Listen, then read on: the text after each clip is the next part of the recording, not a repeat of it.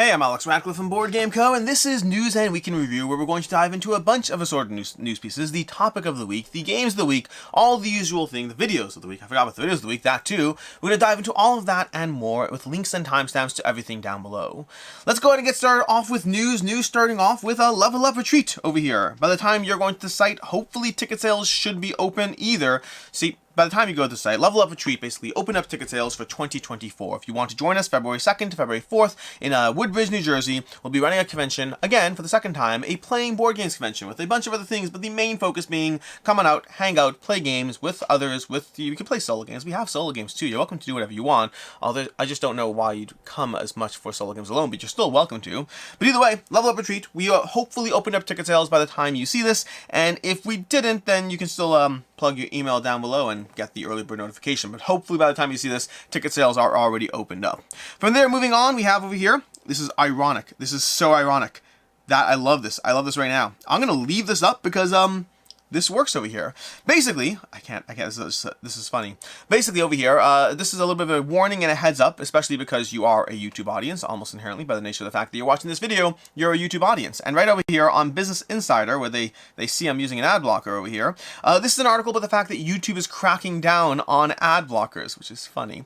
But YouTube is cracking down on ad blockers, and the general idea of what's happening right now is if you've experienced your YouTube videos having random lags for like at the start of the video or midway through the video, and you know, suddenly it shows like a 30-second timestamp or a 2-minute video and then it skips to the regular video, YouTube is currently experimenting with the process of either annoying you or straight up stopping you from watching the videos as long as you have an ad blocker enabled. They can't force you to deliver an ad. They can't. The way ad blockers work, they can't, at least currently, they can't force you to take the ad. But they can stop you from accessing the site if they recognize and identify that you are stopping the ad from loading. So, unfortunately right now, if you are someone who is using an ad blocker, who I'm totally not in that camp at all, then you might be experiencing interruptions on your end as far as how to engage with the YouTube content. And to that end, I don't have easy answers for you. I will say I'm biased in the answer I'm about to give over here, but I don't have an easy answer for you. When I first found out about this, as somebody who does use an ad blocker, don't tell YouTube, but as someone who does use an ad blocker, I was fairly frustrated by it because that means I either have to engage with ads or delays or annoyances on my YouTube videos,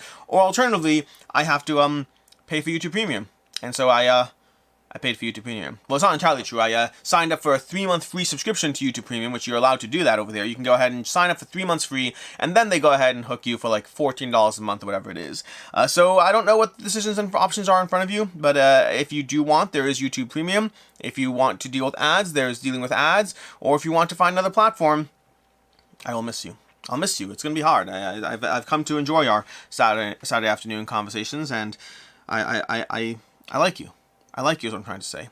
And so I hope you stick around, even though I recognize that it's going to be slightly more annoying to stick around, whichever way this goes.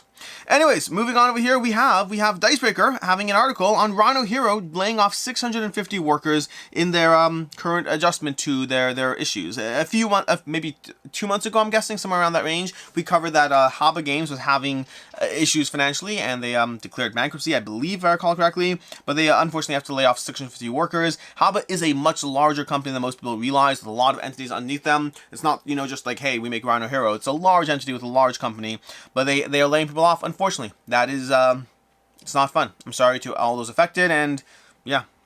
Moving on over here, we have Devil P Games closing. So again, it's hard times for the board game industry. Board game industry is still doing phenomenally well. It still is, but that doesn't mean there aren't like hard knocks along the way. Devil P Games put a little bit of a banner up on the website saying, hey, we are facing serious financial difficulties, or serious difficulties, I shouldn't say financial, due to unforeseen events, brutal events, etc., etc. We are effectively shuttering our doors and closing operations. We're looking into options for a long-term solution, but right now we're just closing everything, which is not great considering they have active unfulfilled campaigns out there. And so I'm sorry. I'm sorry for all those affected. I'm sorry for those affected at the company. Apparently this hit employees. The King of Average actually did a full video covering this. If you want to check that out, he did a full 20-minute deep dive into the Devil Pig operation. There is one point worth touching upon if you do watch that video, which he touches upon the fact that they closed, Devil Pig operations closed officially like in March, and now they're only doing this now. So it's like, well, then why do you run crowdfunding campaigns in between? And the answer, to the best of my knowledge, is that they actually sold in between. So there was some degree of, you know, shuttering the doors and then rebranding as a new company. I can't remember the exact name, and so that's the reason for the discrepancy. So they did have an issue. They were working through that, and then this happened, which apparently caught all their employees by surprise as well. But I don't know what happens next. I don't know if someone steps in. I don't know. I just don't know. I don't know what happens next, but I'm sorry to all those affected, both employees as well as people who back games and all that. It sucks. It's hard times. Hard times. Moving on over here, we have board game pieces ranked by how likely I am to eat them when no one is looking. This is an article by harddrive.net, which generally does funny articles. The thing that I found interesting about this article, and the thing that, like, you know, has me here right now, is they have anything from, like, you know, Twister's Mat, which does seem like it would be the least likely, a metal die. Honestly, I don't see that as being that big an issue. Like, once it's a certain size, I mean, unless you have magnets too, don't do magnets along with metal die. The thing I found fascinating about this article, humorous intent or not, is like the disparity between, we have Ticket to Ride's trains next to Starry's player markers. We have Blood on the Clock Tower's IM tokens and Catan's Robber next to Clue's rope. We have marbles, and then a drop lower, we have Othello, an Operation Battleship, and then we have... where's the next one? We have King of Tokyo and Carcassonne. We have Monopoly's Race Car, and then we have Evadell's Berries, Azul Tiles, and Wingspan's Eggs. Who wrote this article? Who are you? Like, I mean, I recognize the conversation that somebody might be like, hey, I'm an avid gamer who plays Wingspan, and so here, we're going to talk about Wingspan, but because of the fact that I don't want to scare you off, I'll also mention Operation and Life and Monopoly. I recognize that, but like, this is such a wide gap of titles. I'm curious whether someone just Googled board game pieces and just went with it, or whether the person writing this is actually a gamer of any category. I'm baffled. Like, this can't be an actual game collection. Hey, by the way, would you like to play Life or Blood on the Clock Tower? This cannot be an individual's game collection. If you are Joe Tillelli, give me a shout. I want to know more. I want to see pictures of your game collection. If you have one and you weren't just scouring the internet for whatever popped up when you said board game pieces, because I am skeptical. Moving on, we have Hex Co, built a beloved gaming community, and now it's organizing. Hex Co is an organization. It's a game cafe and bar. It's based out of New York, I believe, and basically they have a decent amount of employees. I don't know the full title, it's full amount, but I'm pretty sure it's 3 locations. Does it have the full employee count over here? I don't know if it says the full employee count in this article. Around 80 employees. Around 80 employees, it looks like. But basically, they are all unionizing because they want to get paid more. And they're getting paid, I believe the numbers were around 17 an hour. They want a minimum wage of 22 an hour. For those of you who are like, well, that seems really high, they do live in New York, so like it might genuinely be a livable wage. Meaning $22 as a minimum wage, to me, seems high. But I don't live in New York. New York is a whole different conversation. So I don't know the specifics of this. All I know is we have a bunch of employees who are sitting there saying they have no sense of upwards mobility. The pay is too low, and they like the job in theory, but they want to feel like it's an actual, fair organization or entity. That's just from their side. Hex Co was reached out to for comment by some various organizations who wrote articles about this, and I haven't seen any response or anything from them. Right now, the conversation and the story seems to be coming exclusively from the employee side. But the whole trend of unionizing and all that stuff is definitely shifting into the board game world as well. It's not the first time, by the way. I believe, was it Noble Knight? Noble Knight had this issue as well. Noble Knight Games, I believe. Then we have this year's Essen Spiel was the biggest in the Germany Board Games Convention's 40-year history, say organizers. Those 2 words are important in that Dicebreaker article because, strictly speaking, the attendance this year was 193,000, which is up from pre-COVID attendance. So this is the highest since COVID, which I think there's only been 2 since COVID, so I'm not sure if that's that noteworthy of a title. But pre-COVID, I believe it went up to 207,000. But the actual size of the space was also larger. They spread out even to more areas. So they're saying like it's kind of the biggest, but even though attendance is not, so like that's why the say organizers is in that title, because it's not as blatantly transparent that it's the biggest. Make no mistake, that's still a tremendous accomplishment. It's still a large organization, a large convention. It's just not necessarily inherently the biggest. And then lastly, we have BackerKit, and this is actually from a few weeks ago. In fact, a few of these pieces are from very different points in time. But BackerKit bans AI-generated content from its platform, including art for board games. So BackerKit basically took a stance on AI art and AI production in their crowdfunding campaigns, and their current stance is anything that is exclusively made with AI is not allowed.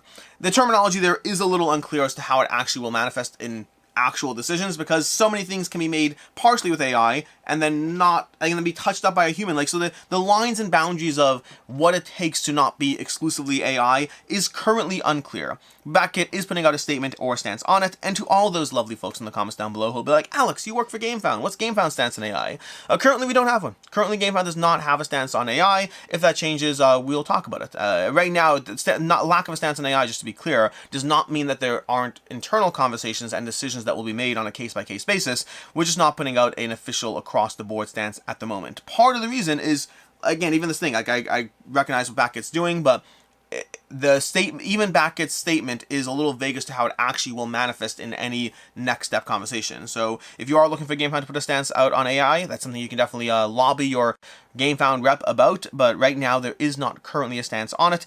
My personal stance on AI, not GameFound stance, my personal stance on it is I recognize that it is a tremendously impactful thing in the state of the world. I also recognize that generally pushing back against technology and innovation doesn't usually work that well, and usually when you look back at Luddites and people who have tried to destroy printing presses and all those things, generally that's not a view that looks great for those people. But I also recognize that this is complicated, complex. I recognize that there are accusations of whether it is or isn't theft, although again, they're accusations, not in any way, it doesn't fit the clear definition of theft. So my current stance on AI is that I think it's a very complicated subject, and I think that it's easy to have strong opinions on it. There's no question that it's an impactful thing, but I don't think it's as clear to be able to say that you should immediately just ban it, because it's not a good look for history. Historically speaking, trying to stop progress has never been a good look. That doesn't mean that there aren't going to be conversations at points in time where you should try to stop progress. So it's complicated. It's very complicated is what it comes down to, and it's past the scope of this moment in time. Anyways, moving on. Moment in time being this is not a video about AI art, but it's one that I might do at some point in the future. Moving on, let's go ahead and talk about the topic of the week. And the topic of the week for me is, are you still excited about board games? I don't know why this is the topic of the week, because the answer for me is I am. Like, this is not motivated or inspired by me not being excited by board games. This is me motivated and inspired by the fact that I am still excited about board games. Like, whoever you are watching this video, like, games, and there's ebbs and flows. There's always ebbs and flows. I've talked about this in the past. Even my own interest in board games has had ebbs and flows. It's never gone down to not excited, but I've been more excited, less excited, more excited, less excited as time has gone on, and depending on where I was in the board game hobby. There was a point in time where I didn't really play anything new for like a year and a half, meaning I just played old games, and that's fine. And I don't miss those days. I don't envy those days. Those are just the way that I engaged with the hobby at the time. But I'm curious where you are. I'm curious, how have you done over these past year, 5 years, 10 years? I don't know how long you've been in the hobby, but are you still maintaining that excitement? You see, I've had a lot of hobbies in different ways over the years. A lot of things I've been interested in, and some have lasted for a long time. Reading is something I've always done and always do and still very much enjoy. Watching movies, I don't really call it a hobby, but like, I watch entertainment, I'm into that, it's totally fine. All the traditional forms of media are there.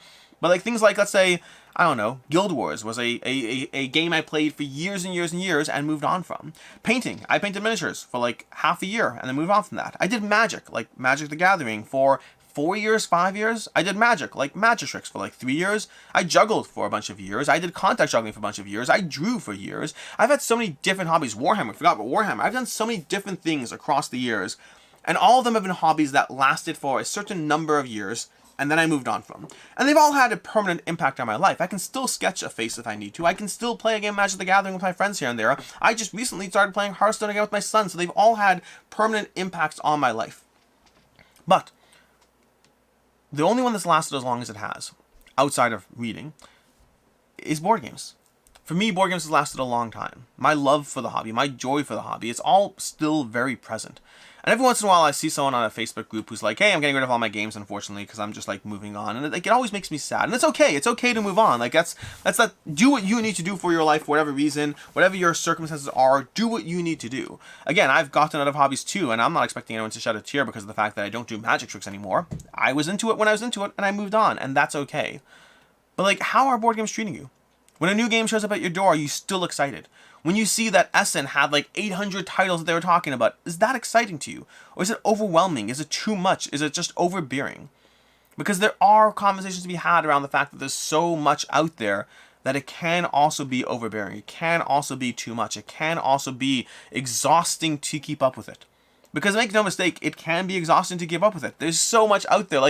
We all engage with things in different ways. Like video games, for example. The way I engage with video games is I ignore 99.9% of what exists out there. I don't really watch content creators in the video game space. Occasionally, a YouTube algorithm will suggest an article that I should read on my phone, and I'll read that. And then every once in a while, I go out and I buy a video game. More often than not, I regret it. The last one I got was actually suggested to me by someone that I played it like once and I never came back to it. And that's okay. That happens. And there are times where I get pulled in and I play it for a bit more. But video games, I'm so peripherally on the edges of them that I dabble in them so loosely. And yet board games I'm like obsessed with, and it's all encompassing, and I'm aware of everything. And that can be a lot because you can't play everything. Forget play everything. You can't even play even the things you've already self-selected as the limited pool of things you want to play. You may have arbitrarily decided that there were like 50 games that caught your attention this year, and for most people, playing those 50 new games is going to be too much. For most people, that's going to be just impossible to actually realistically play 50 new games while in any way engaging with their current collection of games. It's just a lot. So I'm curious where you are on this. I'm curious if you are still excited about board games. I'm curious if it's something that still brings you joy when a new package shows up at your door, when you back that latest crowdfunding campaign. Or are you a little exhausted? Like, how are you on this? Because, like, I can see the exhaustion points. The way I engage with the games is a lot. I can see the exhaustion points. They don't hit me, but I can see them left, right, and center. I'm still in love with the fact that I discover new things that I enjoy so much every single day. This year has been a good year for me. Like, this year, I don't even know how many, I'd have to look at my ratings, but I think I've only done, like, 2 or 3 5-to-5s this year so far. But there's, like, at least 2 or 3 more coming. There's a good amount of games that are really, really solid titles that I just hit me the right way.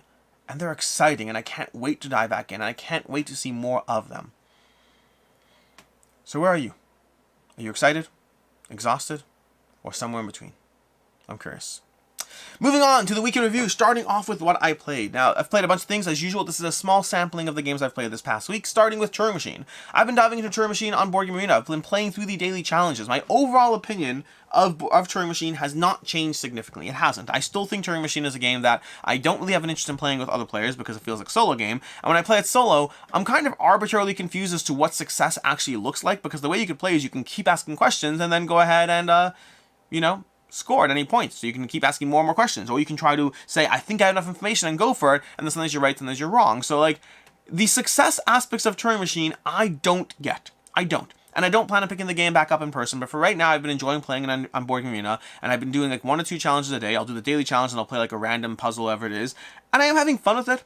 But I push myself. Like, I don't think I've ever gone to 3 questions so far, meaning I keep trying to get the code. My personal challenge is, can I get the answer within 2 guesses? So I get a guess. That means I get to ask a few qualifiers. I get to like plug in my code 4, 5, 1, and then I ask a few qualifiers, and then go to the next one 2, 1, 3, ask a few qualifiers, and then I try to solve it at that point.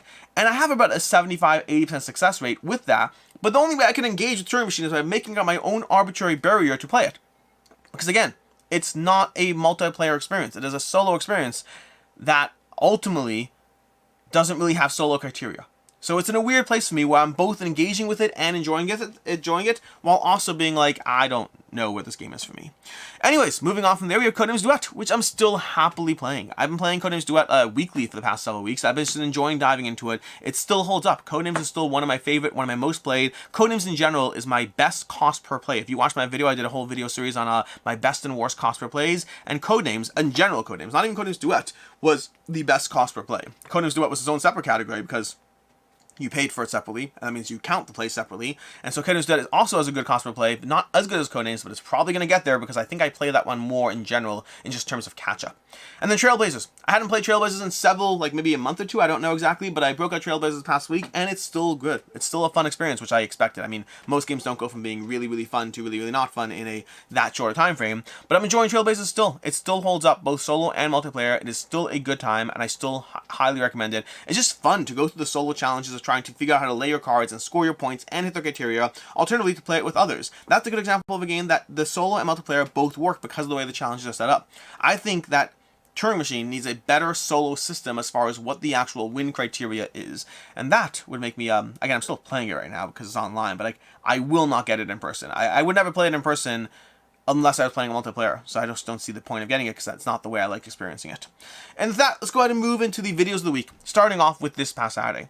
This past Saturday, we had 2 videos going up, as usual. We had the weekend review, as usual. We had a review of the Unlock Short Adventures, which the very short opinion of that is that they feel like an Unlock game, just in a shorter time frame. So if you're looking for a faster way to play Unlock, they are very worth checking out. Then we had a Critter Kitchen playthrough. The Critter Kitchen review went up on Tuesday, but the Critter Kitchen playthrough was on Saturday in case you want to see a full game of that play. There were a bunch of playthroughs that popped up all over the social media ecosystem. So there's plenty of ways and times to watch Critter Kitchen being played. played if you want to. Then on Sunday we had 2 videos. We had an interview for Spiritfire, just a conversation around the intent of the game, the design goals, all those various things. And then we also had a first impressions of Spiritfire going up later that day. Spiritfire from Orange Nebula is their 3rd game. I've loved Vindication, I've loved Unsettled, and full disclaimer, they did fly me down there to, I did not get paid, but they did fly me down. It's a all expenses covered trip to go ahead and see the game. Please take that into account in anything you watch. But past that, I really enjoyed Spiritfire. It holds up the same elements that Vindication and Unsettled do as far as being a Euro optimization min-max kind of situation, which they do really, really well. But I also do have a degree of, I liked what I got to see. I liked what I got to play. It was a lot of fun. There's a lot of promise. But also, it was a limited experience. I didn't get to see the full... I mean, this is a game that's meant to be played for 50 hours, for 300 hours, for a long time. It's meant to be played and engaged with as you go through the full life cycle of a character in the life cycle of a world. So think Gloomhaven, where you have a character and a world story going on at the same time. But over here, the character story seems to be more of the focus, while there's still being a world story at play. And so the character story doesn't last, 10 hours of gameplay. It lasts like 50 hours of gameplay, or variable. I don't know exactly how long. We'll see how that plays out. But that means that I only got a chance to see aspects of the game. I understand how the entire game works, but I only got to see a slice of the Spiritfire universe, so it's definitely a first impressions, and it's a first impressions that can very much change as I actually dive into it for 30 hours. A game that holds up for, 6 hours of gameplay, because it was basically a whole day of gameplay. A game that holds up for 6 hours of gameplay is not the same as a game that holds up for 50 hours of gameplay. And so those are going to be different conversations, but for right now, definitely enjoyed Spiritfire.